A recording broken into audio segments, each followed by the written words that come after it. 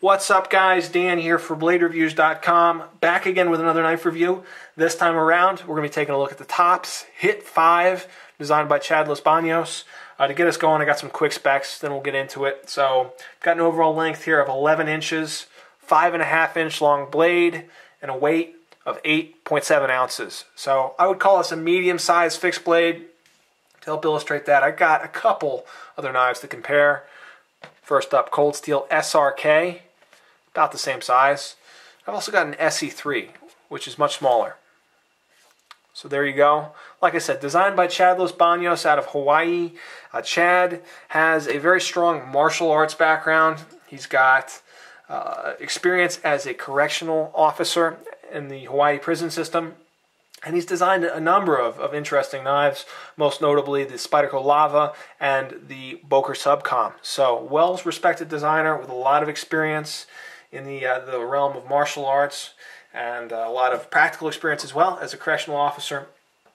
And he designed this knife with a real purpose in mind. Now, it's called the HIT-5, which actually stands for Hello Insertion Team 5, or Helicopter Insertion Team 5. It actually has a helicopter on the blade there. Kind of interesting.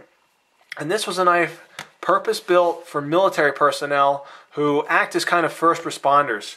And they fly in on helicopters to an operation, a mission, and they're the first people on the ground. They're in there in kind of unknown territory, and they need a tool that'll work as both a tool, utility work, but also something that'll function as a weapon, a self-defense implement. So that's what the HIT-5 is. It's designed to cover a couple bases, but primarily designed to be a fighting knife. It's very slim, single piece of steel here. Comes with a very slim sheath. We'll talk about more in a minute. And from what I can tell, fighting knife first, then a utility knife. So that's kind of important to consider the overall intended use when we look at this one, because it's a little bit different from your typical kind of fixed blade. Now, to start things off, we've got ourselves a clip point blade here, just a classic clip point. You've got a very traditional swedge along the top. Comes to a needle fine tip. I mean, extremely fine. And this is after pounding this thing through logs. Definitely tested the tip out a lot on it, and it held up flawlessly. You've got a thick piece of steel here, 3/16 of an inch thick, so just under 5 millimeters. Let's compare that with something like, I don't know, this SE3, and you can see there's a big difference. Guys, this is not the best slicer. It's got a partial flat grind, kind of a low flat grind, I guess is what you would call it. It's got a wide relief edge here, and if you can see, if we can give you a shot of what it looks like behind the edge, it's quite obtuse. It's quite thick. Let's see if we can get a good view of that. There, that kind of gives you an idea. I know it's blurry, but there's a lot of steel back there. So this is not a knife that I would really recommend for food prep, for real detailed slicing.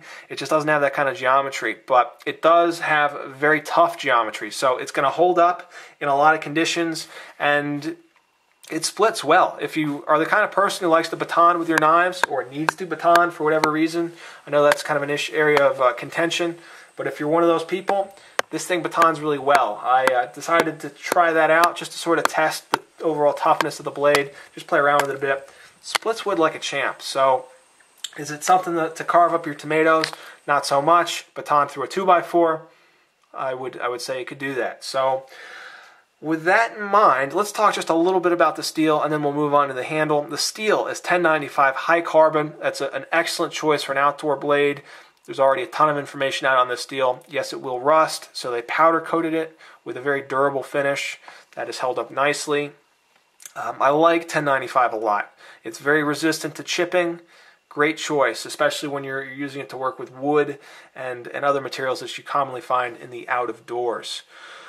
Let's take a look at the handle here. And the handle is about as simple as it gets. It's just a thin, flat piece of metal. So, it's, high carbon steel. So there's really not a whole lot to say about it.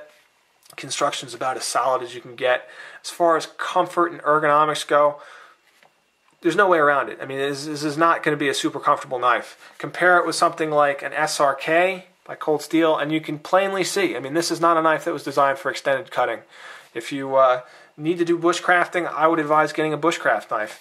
If you need something that's slim and versatile, designed to be like an indestructible weapon, then this might be more up your alley. So ergonomics are not that comfortable, especially if you're going to chop or do a bunch of heavy cutting. That said, for reasonable kind of smaller chores, not so bad.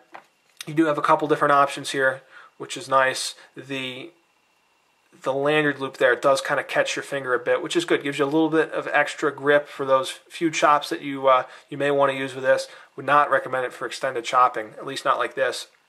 It feels really good in reverse grip too. So, which you know, I think is important for Chad and his sort of style of fighting martial arts. So there you go.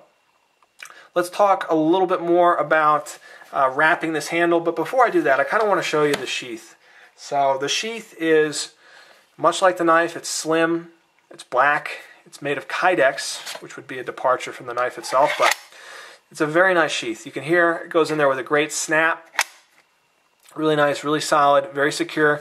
You've got some holes here that you could run paracord through, but primarily this is a knife that was designed to be worn on the belt, and it comes with this really nice belt loop. Easy to get on and off your belt without having to actually take your belt off. I like that. And it's also easily positioned for vertical or horizontal carry or anything in between without any issues at all. Very easy to do. I like that a lot. I thought that was a nice feature. So I think with the intended use, I mean, it's designed to be worn close to the body. This is an excellent way to carry the knife. Now, let's get back to wrapping the handle, like I said, because I think this is a knife where if you've got a little bit of paracord handy, it would greatly increase the comfort of the knife when you wrap it in something. That's exactly what I did with mine. I just took it off for purposes of the video. But one thing to note, you'll notice that you've got this forward hole here. I mean, there's slots and holes on the side of the handle. You've got this forward one. If you were to wrap this with paracord, thread that through, and insert it in the sheath, you'll notice it's covered. And it's a very tightly fitting sheath. It actually, if you put paracord in there, it will interfere with the sheath, and you will not get that snap. It'll just, the knife will just fall right out. So that's something to keep in mind. If you're going to wrap the knife, you want to keep the wrap from here on back. You don't want to interfere with the sheath. Could be something of a bummer, especially for people who are, you know, interested in making their own aftermarket wood or micarta scales or something like that. You would need to modify the sheath. That said, I don't think it was a deal breaker. I managed to wrap mine up. I mean, it wasn't the prettiest wrap job. First of all, I'm not very good with that paracord in the first place, but you just need to keep this front hole clear, and then you're pretty much good to go. So something to consider. It's kind of a Euro mileage may vary sort of thing. I know some people will be more vocal about that than others. For me, like I said, not the end of the world. But that said, I think the sheath and carry system, all in all, is nicely done, very sturdy.